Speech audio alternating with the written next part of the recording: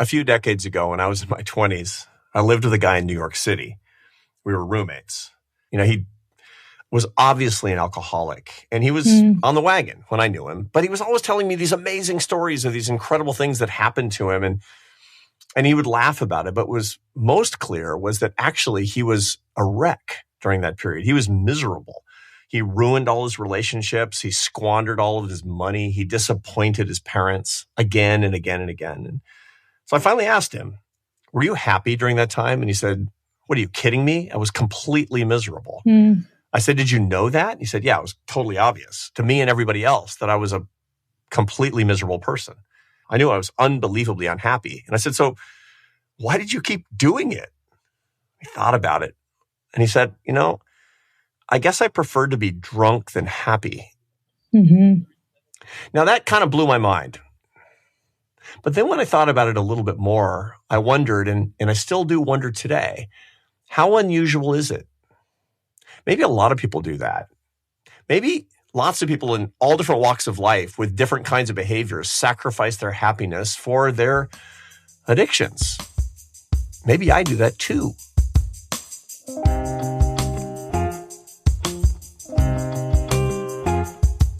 Welcome back to How to Build a Happy Life. I'm Arthur Brooks, Harvard professor and contributing writer at The Atlantic.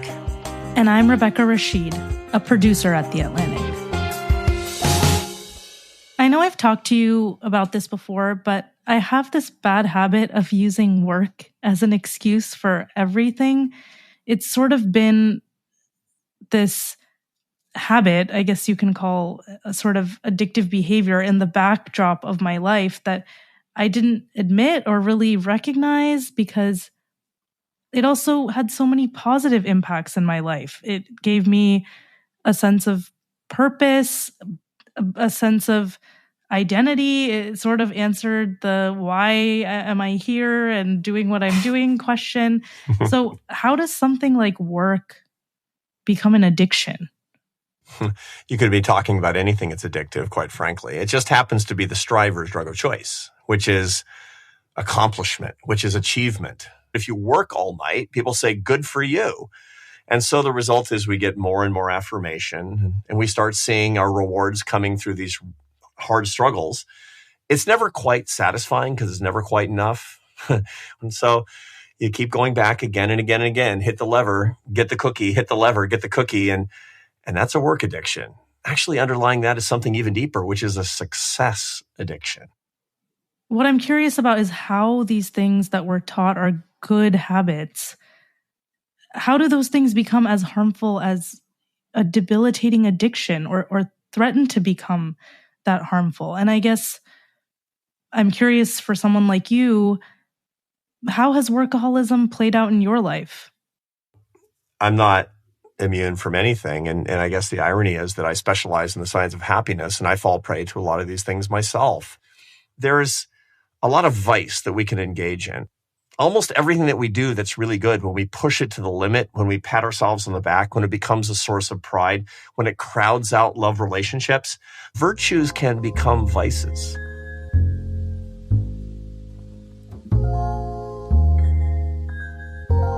Today, we want to understand how our expectations of a happy life are complicated by the disease of addiction. The complexities of addiction and addiction treatment can't be covered in one episode, but we do want to identify our tendencies towards addictive behaviors and how it affects our well-being. The realities for those impacted by addiction are wide-ranging, but defining addiction's effects on our identities, behaviors, and desires may help us parse out the divide between where we are and where we want to be. Thank you for joining us. Sure, I'm happy to. Thank you for inviting me. And Anna sounds great. So yeah, good. Your office is like a studio. I don't know what you're doing there. I mean, you've got these a bunch of teddy bears in the background or something. I do actually. I do have a few. Here, I can show you. My name is Anna Lembke. I'm a psychiatrist and professor at Stanford University School of Medicine, and I'm the chief of our addiction medicine dual diagnosis clinic. And we're recording, right, Becca? Yes. Oh, okay. Great. Okay, You're going to show me a horse, though. This is Shakira. And I think she's supposed to represent a therapy donkey. I got it. Yeah, we're experimenting with therapy donkeys. Anna Lembke and I sat down to discuss her work treating patients with addiction. Dr. Lembke specializes in dopamine, a chemical in the brain that lies behind desire and plays an important role in our addictive behaviors. In 2021, Dr. Lembke published the book, Dopamine Nation, Finding Balance in the Age of Indulgence.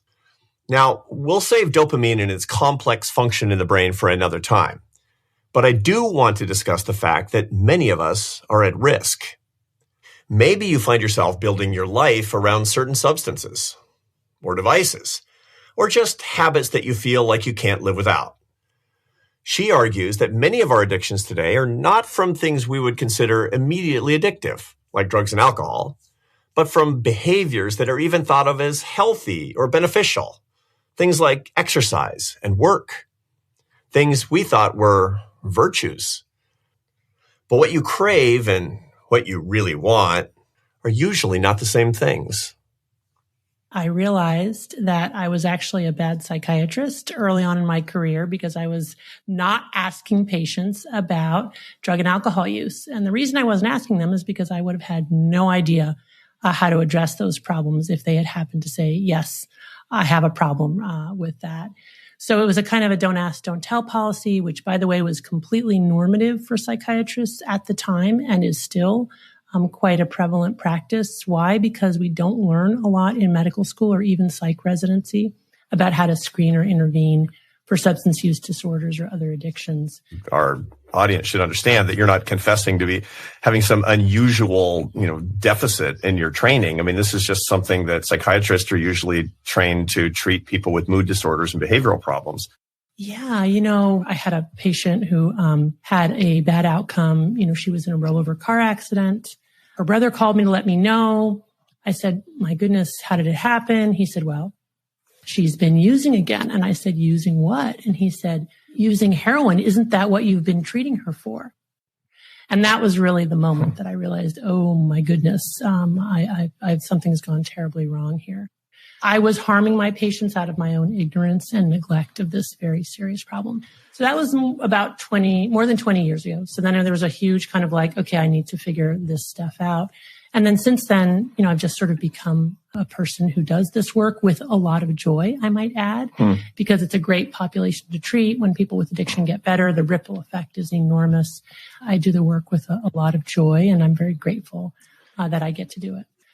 So to be a little bit clearer about this, I mean, obviously when people think about addiction, they're thinking about, heroin or alcohol or gambling or pornography. But there are a lot of things that we do, notwithstanding the fact that they're not entirely good for us. I have a huge sweet tooth. I mean, ever since I was a little kid, I used to, eat table sugar. I still eat sugar cubes if I was like a horse or something. And I know that that's not really good for me. So I do it relatively moderately. And I understand that I'm doing it because the benefit of the pleasure it gives me outweighs the cost to, hyping up my insulin response at that particular moment. Let me ask you the most basic question of all. What's an addiction? So addiction is broadly defined as the continued compulsive use of a substance or a behavior despite harm to self and or others. The key piece is really the behaviors and whether or not they cross this threshold of impairing function. And that, by the way, is really the key piece for diagnosing any psychiatric disorder. We diagnose it based on what we call phenomenology or patterns of behavior over time that are very similar across different demographic groups, points in history. And what we see is that despite those differences in individuals, there are very classic patterns or manifestations of maladaptive patterns that ultimately we group in these different buckets: schizophrenia, major depression, OCD, addiction. I always like to emphasize that there's no brain scan or blood test to date to diagnose any mental illness, including not addiction. Tell me about the patients who come see Dr. Anna Lembke. What are they suffering from? So the types of patients that I have are patients struggling with all different forms of addiction, not just addiction to drugs and alcohol, but also to all kinds of behaviors, pornography, gambling, shopping, digital products. So online pornography, compulsive masturbation is a huge and growing problem. Gaming disorder is something that we're seeing more and more of, especially among young men. And they often also have co-occurring conditions like depression, anxiety, psychotic disorders. Even previously healthy and adaptive behaviors that I think we broadly as a culture would think of as healthy, advantageous behaviors, now have become drugified, such that they are made more potent, more accessible, more novel, more ubiquitous, and therefore they have the potential for addiction where they didn't have that before. And I use myself as an example in reading. I mean, I think all of us grew up with this idea that reading is healthy. And if your kid's reading a book, that's got to be good. And yet in my early 40s, I actually got addicted to romance novels. And the Twilight Saga was my gateway drug, which is in and of itself embarrassing because it's a vampire romance series written for teenagers. And obviously I was a middle-aged woman. I was not the only middle-aged woman who was reading Twilight. It was kind of a thing then. I read it once and then I read it again and I was on my third reading and then it wasn't quite doing for me what it had done the fourth time. So I then explored other vampire romance novels and then I went to werewolves and necromancers and soothsayers and, you name it. And then the real kind of tipping point for me was my friend Susan, who I'm throwing under the bus here, said, "Oh, you should get a Kindle." And when I got a Kindle, that was the beginning of the end because this is very embarrassing, but, I was like, it was impacting my ability to function. I was staying up later and later at night. I was not fully present for my kids and my husband the way I really wanted to be. And that was really the crazy thing about it. It's like the things I really care about, kind of started to be compromised in a way that I wasn't fully in control of. Essentially what was happening was that it was a fantasy escape world. And the more I read, the more I just wanted to be in that world and the less I wanted to be in the real world. Also, the less interesting the real world became to me. So the salience and the positive and reinforcing qualities of the real world slowly began to diminish. And of course, the neuroscience explains this beautifully, and it's really important for us to understand it because, quantity and frequency matter. The more we do our drug, the more we want to do our drug. And that's really kind of the way we get hooked. Tell me a more typical story of perhaps one of your patients that comes in. And my guess is they're not coming in when the elevator is now in, the first basement. They've gone 32 floors at this point. Yeah. And when they're coming to see you, it's pretty bad. So typically, what would addiction look like? And maybe even the specific case of a patient when they get to you? So, what we see here is patients, for example, maybe, a middle-aged man who has used pornography through most of his young adult life. And then in the early 90s, there's the internet. And then all of a sudden it's more available. It's more graphic.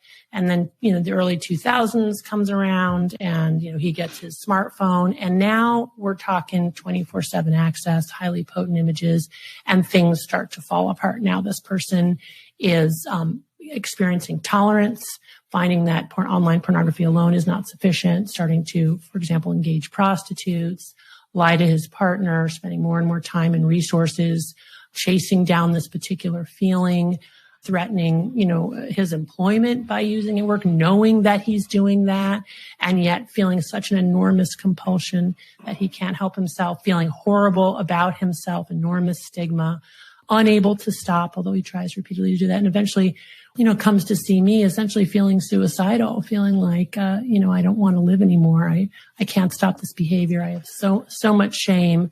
I'm so depressed. I don't even enjoy it. And yet I cannot stop. Will you help me?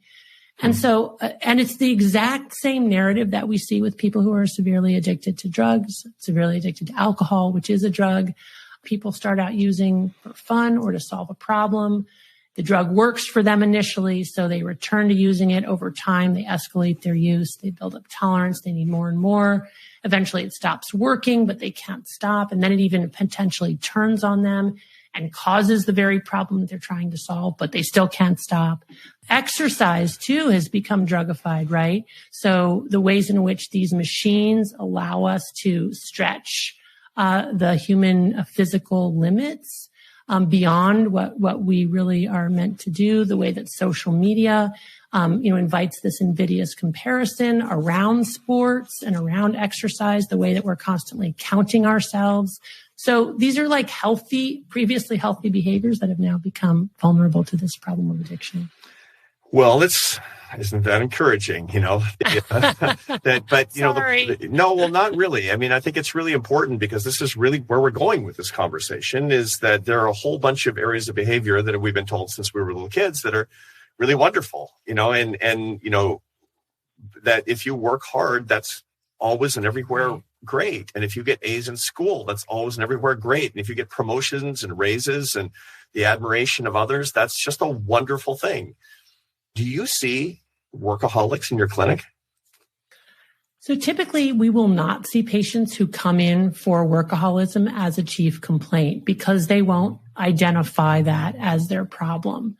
It's a little bit like you don't see very many narcissists coming in for care because it's the people around them who are showing up for treatment, not the narcissists themselves. But what we do see is people who come in with serious drug and alcohol problems or pornography addiction, and they also are addicted to work. And the way that comes out is this kind of work hard, play hard mentality where people push themselves so hard at work and exhaust themselves beyond the limits of what their minds and bodies can do, and then reward themselves at the end of a very hard work day or a very hard work week or a hard work month with a kind of a binge or overuse pattern. And so it's this sort of seesaw, this work hard, play hard, which has become so normative. And of course, the one drives the other, but the overworking, because we're depleted after that, instead of having that sense of being full up, with the joy of a job well done or having achieved excellence, which are all good things, we instead come away from that work experience drained, depleted. And now we're looking to reward ourselves, right? To make up what's my compensation? And the compensation is often drug and alcohol use or some kind of addictive behavior, which then you get into this terrible seesaw phenomenon. Yeah, we're not, another thing your mother does not brag about is that you're so good at leisure. I mean, she can take vacations like nobody I've ever seen. I mean, she's so relaxed. It's unbelievable. I mean, she leaves the world behind. And it's, she's carrying 5 cell phones. And again, I think work has become vulnerable to the same kinds of transformations that we see with any drug. It's more potent, in the sense that especially when you're talking about jobs in the higher socioeconomic ladder, work is made more potent by the bonuses and stock options and the other ways in which the more you work, the more you'll potentially make, which is not true, by the way, for low wage earners who are increasingly dropping out of the workforce. We can work 24/7 because of the technology and the phones and the devices and the internet. And we're often expected to work 24/7 to be available. And remember, quantity and frequency matter when it comes to changing our brain and entering, addicted brain. The more of our drug we use and the more of it and more often, the more potent it is, the more likely we are to change our brain and become addicted to it. And this is the other way that work has been turned into something that's potentially very unhealthy, is that for many of us now, the work that we do is really detached from the meaning of the work. So we're no longer deeply involved with the actual end product. It's more problematic because, it's highly socially acceptable. One of the most, to me, fascinating and enduring themes in the disease of addiction is the role of control and this wanting to have this illusion of control over our lives. Drugs become a way to do that. And even when we get to a point where we know the drug isn't working, we're so terrified to let go and to not be, the person driving this really crazy bus down this really careening down this steep hill, headed for no what brakes. We know, right? No brakes, the inevitable crash. But at least, I'm still sitting in the driver's seat. And so this becomes really, key to addiction recovery is really, it's an enormous leap of faith, right? It's asking people to give up this thing that they have used their entire lives to self-soothe, to, get that feeling that they need in order to feel kind of whole. And even when it stops working, just the fear associated with having to let that go. And then the not knowing, well, what will that be like? What will that existence be like for me? I mean, the terror of the unknown is so strong. So what do they do? What do they do? What do we do? Look, I missed a lot of my kids' childhood. Yeah. Because I was on the wheel. I was on this treadmill. I was doing it too. What do we? Well, thank you for your openness and for sharing, some of that regret. That's really powerful. And, someone like you is willing to be open in that way. Very, very helpful. So thank you for that. It's a great gift. It's amazing to me that we have an opportunity to change our lives at any point in our lives. I have seen people with severe lifelong addictions in their 60s, 70s, and 80s get into recovery and absolutely transform their lives for the better, transform their family and friends' lives for the better. Just really beautiful, wonderful things can happen at any stage of life. So I just want to say that because I think it's never too late, and we all make mistakes. We all make mistakes, and we all have regrets. But you can change your life at any point in your life, and you can decide to live in a different way and to let go of that thing that you've been hanging on to, which you thought was your life raft, but which was really, your anchor.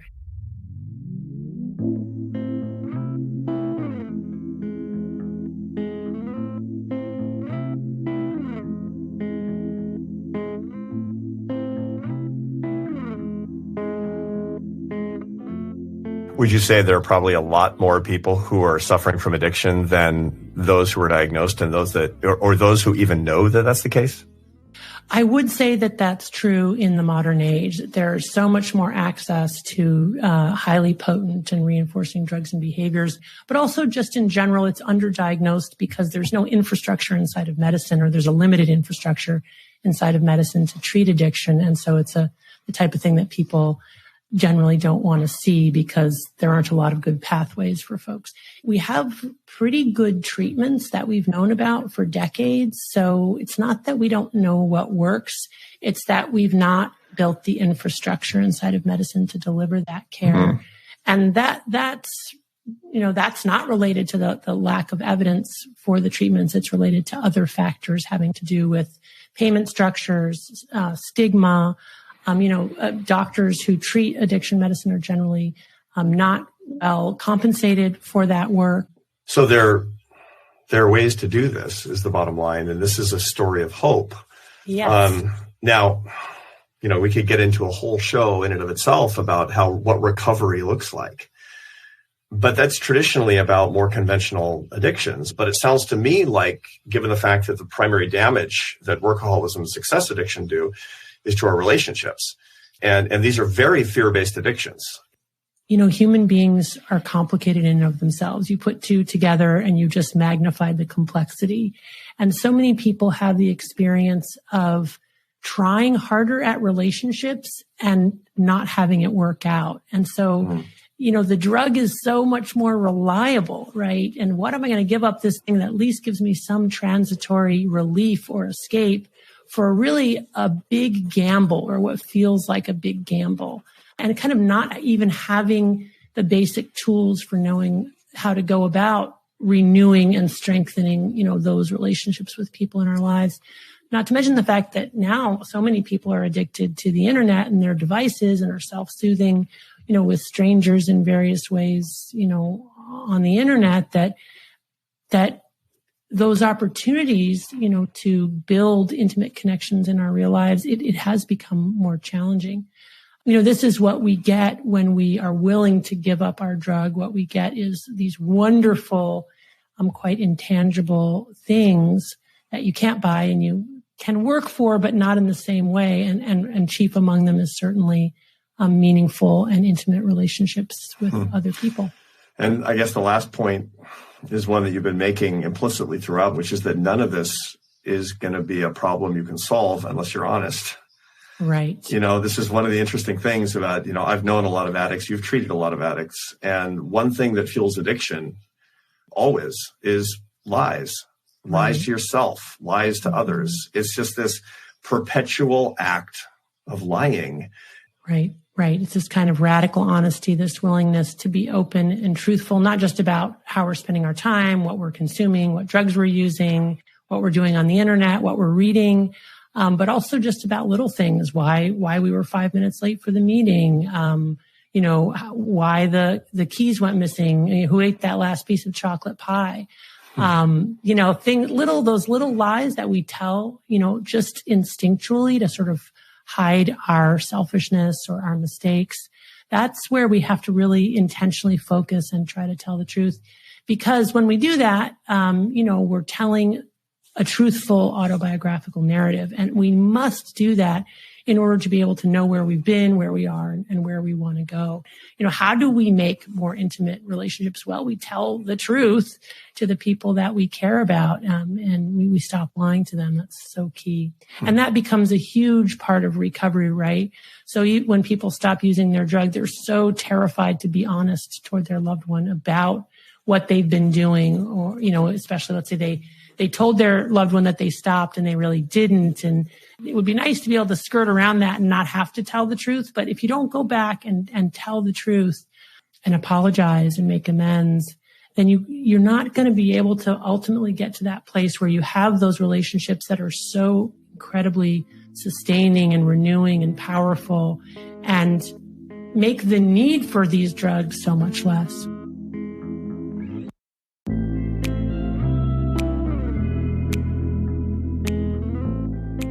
Now that you've spent the bulk of your professional career studying how some of your early behaviors and your passion for what you did may have been a certain type of workaholism, what do you think you would have done differently if you knew what you know now?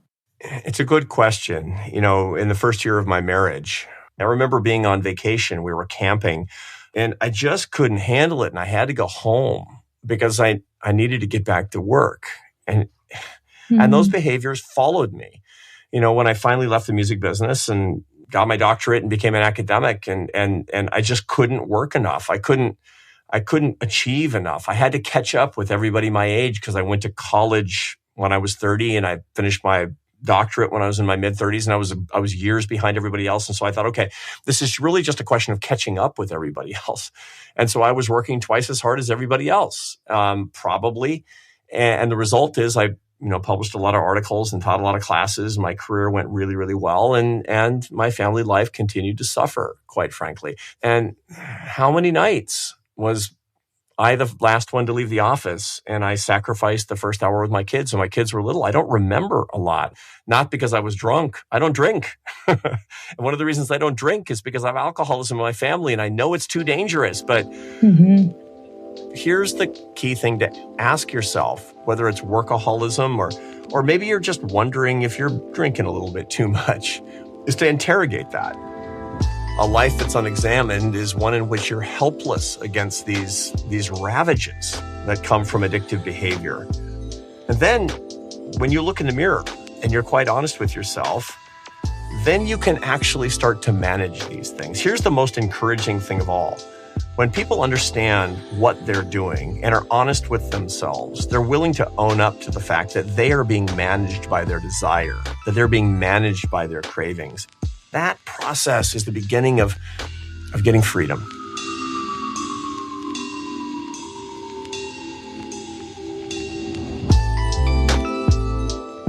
That's all for this week's episode of How to Build a Happy Life. This episode was produced by me, Rebecca Rashid, and hosted by Arthur Brooks. Editing by AC Valdez and Claudine Ebeid. Fact check by Anna Alvarado. Our engineer is Matthew Simonson.